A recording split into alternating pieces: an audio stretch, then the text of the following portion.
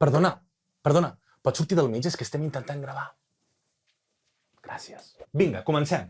Tothom sap què és un eclipsi, oi?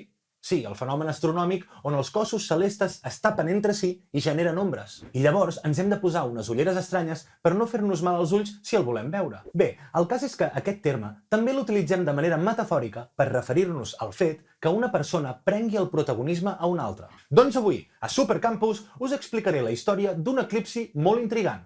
L'eclipsi de la Fanny Mendelssohn.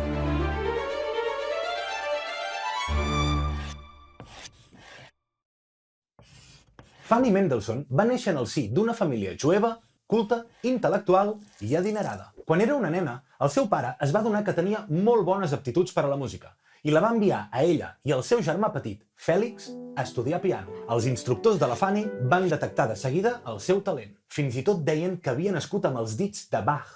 Amb 14 anys, la jove Mendelssohn va tocar de memòria 24 obres de Bach com a regal per al seu pare amb motiu del seu aniversari. La resposta del pare va ser la següent. Molt agradable, estimada filla, però recorda que ets una noia, així que oblida això de dedicar-te a la música.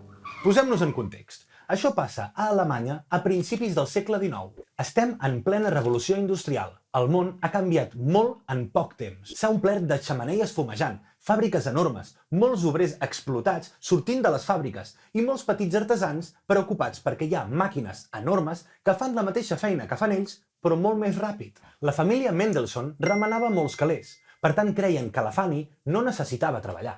Havia de comportar-se com una dona de la seva època, casar-se jove, cuidar el seu marit, tenir fills i tenir cura de la llar. I que això de la música, si de cas, com a hobby. La relació amb el seu germà Fèlix era realment entranyable. A tots dos els encantava la música i tots dos eren molt bons intèrprets. Compartien partitures i composicions, estudiaven junts i tenien molt bona relació. Però de cara a la galeria, Fèlix Mendelssohn no defensava la seva germana i pensava el mateix que la resta. Hem de pensar que no és que el germà i el pare de la Fanny fossin dolents. Ells volien el millor per la seva estimada. Simplement era que la societat d'aquell moment era profundament masclista i es creia que les dones no tenien ni l'autoritat ni l'habilitat per desenvolupar les feines que feien els homes. Fins i tot s'havia arribat a dir que Fanny Mendelssohn tocava el piano com un home. Quan la Fanny té 20 anys, ella i el seu germà arriben a un pacte.